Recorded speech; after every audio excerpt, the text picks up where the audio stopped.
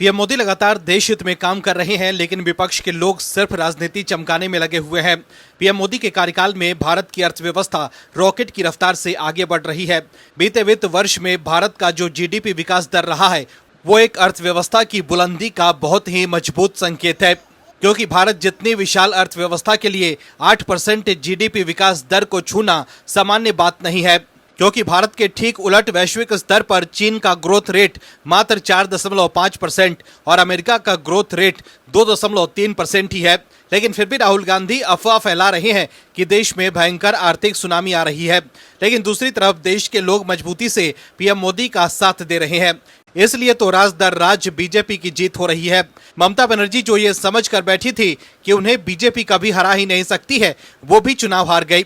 वहीं अरविंद केजरीवाल जो ये दावा कर रहे थे कि पीएम मोदी इस जन्म में उन्हें दिल्ली में नहीं हरा सकते हैं, वो खुद अपनी सीट नहीं बचा पाए। ऐसे में साफ है कि देश के लोगों को विपक्ष पर बिल्कुल भी भरोसा नहीं है। दर्शकों, विपक्ष को घुसपैठियों से भी कोई दिक्कत नहीं है।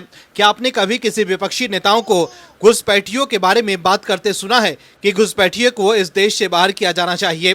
दर्शकों, विपक्ष के नेता घुसपैठियों को वोट बैंक समझते हैं, इसलिए वो घुसपैठियों की बात नहीं करते हैं। लेकिन बंगाल में बीजेपी की सरकार बनने के बाद सीएम शुवेंदु लगातार घुसपैठियों पर कार्रवाई कर रहे हैं। वहीं बीएसएफ के बाद अब बंगाल सरकार रेलवे को भी जमीन देगी। दरअसल रेल मंत्री अश्विनी वैष्णव के साथ बैठक के बाद शनिवार को शुवेंदु अधिकारी ने कहा कि आने वाले सालों में राज्य में लगभग 1 लाख करोड़ रुपए के रेलवे प्रोजेक्ट्स लागू किए जाएंगे। उन्होंने जिलाधिकारियों को इन प्रोजेक्ट्स के लिए जरूरी जमीन सौंपने का शेड्यूल तैयार करने का निर्देश दिया। राज्य में अलग अलग प्रोजेक्ट्स पर बैठक से पहले नवन्ना सभागार में वैष्णव के साथ एक ज्वाइंट प्रेस कॉन्फ्रेंस को संबोधित करते हुए सीएम शुवेंदु अधिकारी ने कहा कि राज्य और केंद्र के बीच संबंध बेहतर हुए हैं, जिससे रेलवे प्रोजेक्ट्स को तेजी से पूरा करने का रास्ता साफ हुआ है। वहीं सीएम शुवेंदु ने कहा कि पिछली तृणमूल कांग्रेस सरकार के समय राज्य और केंद्र के बीच टकराव की स्थिति थी। इस वजह से बंगाल में रेलवे का विकास रुक गया था। वहीं सरकार बदलने के साथ ही ये समस्या हल हो जाएगी। सीएम शुवेंदु ने कहा कि राज्य के लगभग 1 लाख करोड़ रुपए की रेलवे परियोजनाएं प्रभावित है और हर जिले को रेलवे नेटवर्क से जोड़ा जाएगा। दर्शकों, बंगाल में बीजेपी की सरकार बनने के बाद सीएम शुवेंदु लगातार बड़े फैसले ले रहे हैं, जिसकी वजह से घुसपैठियों में भी हड़कंप है। वहीं आप दर्शक अगर सीएम शुवेंदु के कामों से खुश हैं तो कमेंट में यस और गुड सीएम शुवेंदु जरूर लिखें, ताकि विपक्ष को साफ संदेश जाए कि देश और बंगाल के लोग बीजेपी सरकार से खुश हैं। इस खबर में आगे आपको बताएंगे सब कुछ डिटेल में कि कैसे टीएमसी मुश्किल में फंस गई है और कैसे राहुल गांधी हो गए एक्सपोज। तो बने रहिए हमारे साथ अंत तक और देखिए हमारी ये खास रिपोर्ट। साथ ही आप दर्शकों से विनम्र निवेदन है कि अगर अब तक आपने चैनल को सब्सक्राइब नहीं किया है तो अभी कर लीजिए, साथ ही बेल आइकॉन को भी दबाएं। दर्शकों, बंगाल में एसटीएफ ने बड़ी कार्रवाई करते हुए अवैध हथियारों के नेटवर्क का भंडाफोड़ किया है। संदेशखाली और दक्षिण 24 परगना के कई इलाके में चलाए गए अभियान के दौरान पुलिस ने बड़ी मात्रा में कारतूस बरामद किए हैं। इस दौरान एक स्थानीय तालाब से हथियारों और गोला बारूद का बड़ा जखीरा बरामद किया गया। सामने आए वीडियो में एसटीएफ के जवान पानी में उतरकर डूबे हुए बैग निकालते हुए दिखाई दे रहे हैं, जिसमें कई राइफल्स और अन्य हथियार रखे गए थे। वहीं जांच एजेंसियों का मानना है कि हथियारों को लंबे समय से छिपा कर रखा गया था। वहीं इस कार्रवाई के दौरान का वीडियो शेयर कर सीएम शुवेंदु ने एक्स पर लिखा है कि पश्चिम बंगाल पुलिस को एक बड़ी कामयाबी के लिए बधाई। सटीक खुफिया जानकारी के आधार पर स्पेशल टास्क फोर्स ने कुमराखाली, बसंती और संदेशखाली इलाकों में सरबेरिया बाजार के पास कई जगहों पर बड़े पैमाने पर छापेमारी की। सुरक्षा बलों ने शांति भंग करने के मकसद से छिपाकर रखे गए अवैध हथियारों और गोला बारूदों का एक बड़ा जखीरा सफलतापूर्वक जब्त किया है।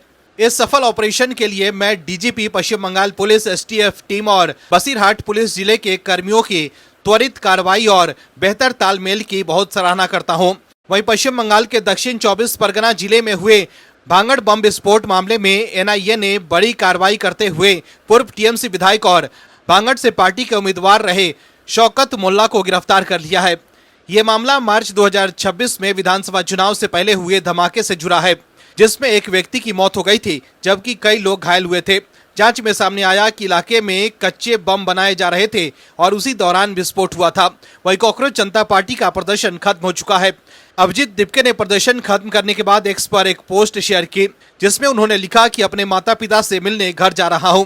उनसे मिले हुए 1 साल से ज्यादा समय हो गया। पिछले 15 दिनों में उन्होंने बहुत कुछ सहा है और धमकियों के कारण उन्हें अपना घर छोड़ना पड़ा था। मैं उन्हें वापस घर लेकर जा रहा हूं। दर्शकों, तृणमूल कांग्रेस के 28 वर्ष के इतिहास में पहली बार फूट पड़ने के बाद पार्टी प्रमुख ममता बनर्जी ने अस्तित्व के संकट से जूझ रही अपनी पार्टी पर पकड़ मजबूत करने के संकेत देते हुए व्यापक संगठनात्मक फेरबदल किया है, जिसमें उन्होंने अपने वफादारों और अनुभवी नेताओं पर भरोसा जताया है। ममता बनर्जी के कालीघाट स्थित आवास पर पार्टी की राष्ट्रीय कार्यकारिणी की बैठक के बाद एक नई संगठनात्मक कमेटी की घोषणा की गई। इस नई कमेटी से यह साफ संकेत मिलता है कि ममता की अगुवाई में पार्टी हाल के सालों में राष्ट्रीय महासचिव अभिषेक बनर्जी के नेतृत्व में उभरे नई पार्टी के करीबी नेताओं से कुछ दूरी बना ली है। अभिषेक बनर्जी को हालांकि राष्ट्रीय महासचिव के पद पर बरकरार रखा गया है, मगर पार्टी ने उनकी सहायता के लिए राज्यसभा सदस्यों डेरेक ओब्रायन और डोला सेन को राष्ट्रीय संयुक्त सचिव नियुक्त किया है। टीएमसी नेतृत्व के पूरे पश्चिम बंगाल में पार्टी की सभी समितियों और अग्रिम मोर्चों को भंग किए जाने के 2 दिन बाद ये बदलाव किए गए। ये कदम पार्टी के विधायकों के एक बड़े समूह के विद्रोह के बाद उठाया गया है। वहीं नई राज्य कमेटी में ममता ने अपने पुराने नेताओं पर भरोसा जताया है, जबकि अभिषेक बनर्जी के करीबियों को बाहर रखकर और अभिषेक बनर्जी की मदद के लिए डेरेक ओब्रायन और डोला सेन को राष्ट्रीय संयुक्त सचिव नियुक्त कर ममता ने एक तरह से भतीजे अभिषेक पर अपने भरोसेमंद नेताओं के नजर रखने का काम किया है। वहीं अब पार्टी के नेता भी ममता को झटका दे रहे हैं। दरअसल सूत्रों की माने तो टीएमसी ने पूर्व क्रिकेटर सौरव गांगुली के जरिए यूसुफ पठान को मैसेज भिजवाया कि वो बहरामपुर से लोकसभा सीट से इस्तीफा दे दें ताकि उपचुनाव में ममता को वहां से सांसद बन सके, लेकिन यूसुफ पठान ने इस्तीफा देने से मना कर दिया। वहीं अब टीएमसी इंतजार में है कि बसीरहाट लोकसभा पर उपचुनाव में ममता बनर्जी को उम्मीदवार बनाया जाए। बसीरहाट से टीएमसी सांसद हाजी नुरुल की मृत्यु के बाद ये सीट खाली है।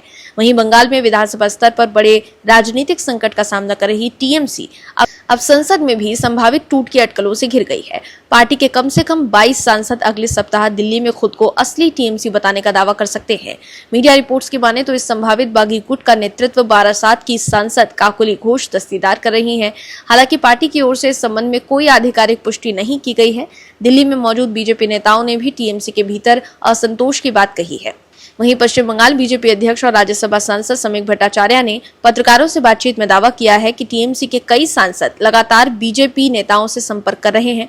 उन्होंने दावा किया कि पार्टी का भविष्य संकट में है और निकट भविष्य में उसका प्रभाव काफी सीमित हो सकता है।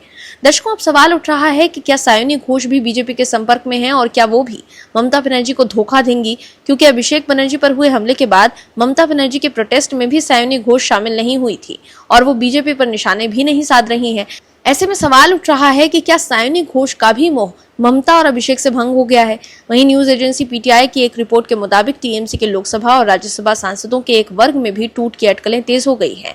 इस तरह की आशंका ममता बनर्जी की पार्टी के सांसद ही जताने लगे हैं। टीएमसी के दिग्गज राज्यसभा एमपी सुखेंदु शेखर रॉय ने चेतावनी दी है कि पार्टी के सांसद भी इसी तरह का कदम उठा सकते हैं। दर्शकों, इस समय टीएमसी के लोकसभा में 28 और राज्यसभा में 13 सांसद हैं। रिपोर्ट की माने तो दोनों सदनों के 2 भरोसेमंद सांसदों को ये जिम्मेदारी दी गई कि वो बाकी पार्टी सांसदों से बात करें। राष्ट्रीय राजनीति में पीएम नरेंद्र मोदी के उभार और बीजेपी के राजनीतिक विस्तार के बाद तो अलग अलग मुखौटों में वामपंथ के इस चूरन का डेली डोज बांटा जा रहा है। वहीं अब नया मुखौटा है कॉकरोच जनता पार्टी। लेकिन अब कॉकरोच जनता पार्टी को लेकर जो बातें सामने आई हैं, पुलिस को जो शिकायत मिली है, उससे कई सवाल उठने लगे हैं। दर्शकों, दिल्ली के जंतर मंतर पर शनिवार को हुए बड़े विरोध प्रदर्शन के बाद युवाओं के नेतृत्व वाले व्यंग्यात्मक संगठन कॉकरोच जनता पार्टी के खिलाफ कथित राष्ट्र विरोधी गतिविधियों को लेकर शिकायत दर्ज कराई गई है। ये शिकायत तब दर्ज की गई जब अभिजीत दीपके ने अमेरिका से लौटने के कुछ ही समय बाद दिल्ली में विरोध प्रदर्शन आयोजित किया। शिकायत में सीजेपी पर विदेशी फंडिंग का इस्तेमाल करने का आरोप लगाया गया है। दर्शकों, जिस तरह से अमेरिका में बैठकर अभिजीत दीपके ने सीजेपी बनाई है और वहां से भारत आकर वो आंदोलन कर रहे हैं, उससे सवाल उठ रहे हैं कि क्या भारत में शांति भंग करने के लिए इस आंदोलन के पीछे कोई विदेशी ताकत तो नहीं है। वहीं कॉकरोच जनता पार्टी के संस्थापक अभिजीत दीपके ने जंतर मंतर पर समर्थकों को संबोधित करते हुए कहा कि वो दिल्ली आने से पहले हिरासत में लिए जाने की संभावना के लिए पूरी तरह तैयार थे। उन्होंने कहा कि दिल्ली में फ्लाइट लैंड होने से ठीक पहले मुझे लगा जैसे ये मेरी आजादी के आखिरी पल हैं। दीपके ने आगे ये भी कहा कि मैं इस मुद्दे के लिए अपनी आजादी कुर्बान करने को तैयार था। उन्होंने ये भी कहा कि जेल के डर से कई लोग समझौता कर लेते हैं, लेकिन इस देश के युवा और छात्र बिके नहीं हैं। जंतर मंतर पर प्रदर्शन का नेतृत्व कर रहे अभिजीत दीपके ने कहा कि देश का युवा अब डरेगा नहीं, लड़ाई लड़ेगा। उन्होंने आगे ये भी कहा कि कॉकरोच डरते भी नहीं है और वो कभी मरते भी नहीं है। दीपके के इस बयान के बाद प्रदर्शन स्थल पर मौजूद लोगों ने जोरदार नारेबाजी की। वहीं जंतर मंतर पर आयोजित कॉकरोच जनता पार्टी के विरोध प्रदर्शन के दौरान उस समय हल्का तनाव पैदा हो गया जब एक शख्स हाथ में हिट स्प्रे लेकर मौके पर पहुंच गया। युवक ने प्रदर्शन कर रहे लोगों के बीच पहुंचकर सीजेपी को कथित तौर पर टुकड़े टुकड़े गैंग का विस्तार बताया और उसके खिलाफ नारेबाजी शुरू कर दी। विरोध कर रहे युवक ने आरोप लगाया कि यह आंदोलन देश को गलत दिशा में ले जाने की कोशिश कर रहा है। उसने कहा कि वो भारत को नेपाल या बांग्लादेश जैसी स्थिति में नहीं जाने देना चाहता। उसके साथ मौजूद अन्य लोगों ने भी प्रदर्शन को फ्लॉप और पहले से तय कार्यक्रम बताया। हालांकि उन्होंने ये भी कहा कि उनका किसी राजनीतिक दल, भाजपा या अन्य किसी भी पार्टी से कोई संबंध नहीं है।